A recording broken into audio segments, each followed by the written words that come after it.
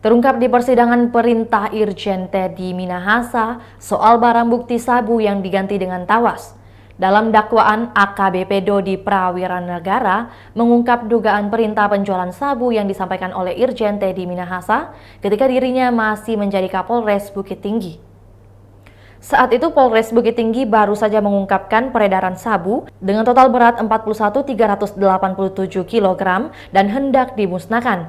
Namun Teddy yang menjabat sebagai Kapolda Sumatera Barat kala itu mengirimkan pesan kepada Dodi. Pesan WhatsApp dengan kalimat "mainkan ya mas", kemudian dibalas Dodi "siap jenderal". Teddy Minahasa pun menjawab minimalnya dan terdakwa jawab kembali "siap 10 jenderal", kata jaksa saat membacakan dakwaan Dodi di Pengadilan Negeri Jakarta Barat pada Rabu. Perintah tersebut disampaikan tertanggal 20 Mei 2022.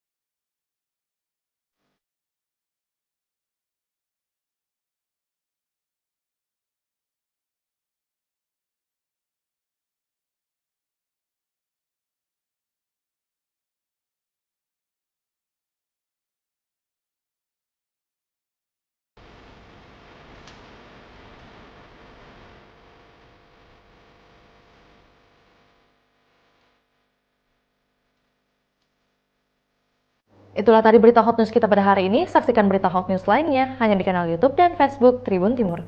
Terima kasih sudah nonton. Jangan lupa like, subscribe, dan share ya.